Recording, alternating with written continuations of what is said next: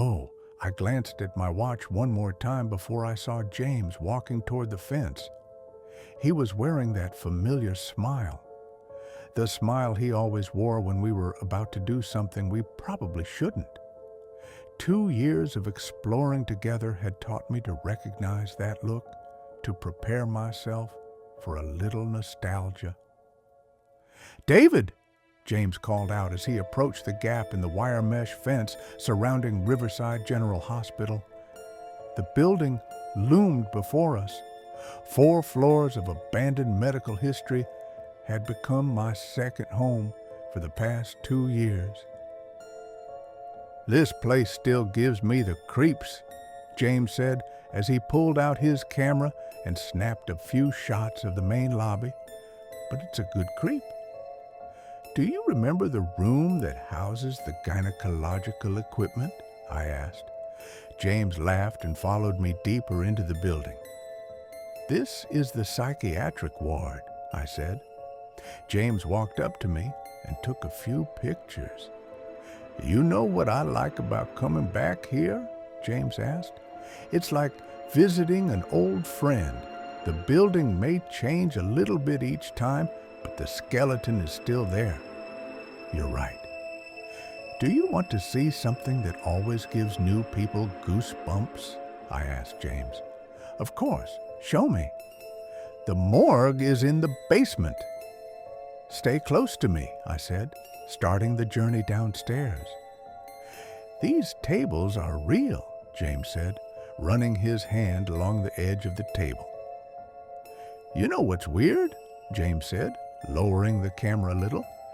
"This room isn't as scary as I thought it would be." "That's because it's been empty for so long. The building has its own personality, but death doesn't linger long in places like this. Only the architecture remains." A rustling sound rang out. "Other explorers, perhaps?" James asked, his voice dropping. "I guess, but something's bothering me." "Should we check?" "Yeah, let's go take a look." "What's this?" James called to me. "I don't know. I've been in this building dozens of times and I've never seen this." "Should we open it?" "Where do you think it leads?" James asked. "I don't know. Maybe it's connected to the old steam pipes or some maintenance shaft." "David," James hesitated, "maybe we should reconsider." "It's okay. I just want to see where it leads. We won't go far from the entrance." "How much further do you think we're going to go?" James asked, his voice weary. "Where are we?" James asked. "They're watching the hospital," I said, pointing to the screen. "We're here. Bring the goods."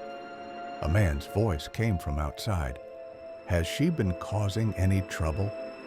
"Number, she's been unconscious for most of the trip." "Has the buyer confirmed in Toledo?" "Yes, they're expecting delivery tomorrow afternoon." "Shit, she's awake again." "Hold her. That's it until we get there." "David," James whispered, "we'll have to call the police." 911, what is your emergency?" "I need to report a human trafficking incident. We just witnessed a kidnapped girl being transported." "This is Detective Chen. Are you the one who called in the human trafficking report?" "Yes, I'm David Wilson, and this is James Martinez." "I need you to tell me exactly what you saw." "You said you crawled through this tunnel to another building?" "Yes, that's where we saw the human trafficking." "Do you think they'll catch them?" James asked. "I hope so." "We found the cabin," Chen said. "Everything is as you described. There's evidence that this place has been used recently." "David, this is Detective Chen. We have arrested 3 men involved." "We found Sarah Thompson. She's alive, David." "Is she okay?" "She's in serious condition, but she's receiving medical care." "David, listen to me," Chen said. "You can't blame yourself. The fact that you stumbled upon her and reported her immediately made you the one who ended the ring. Do you think we can find her? James asked. We're working with the Ohio police, Chen replied. Is Sarah going to testify? Yes, but it will probably be via hospital video. Just say exactly what you saw and heard, Chen instructed. How is she? The prosecutor asked. Barely conscious, clothes torn, eyes unfocused. Did you and Martinez engage in illegal activities? The defense attorney asked. We just explored abandoned buildings.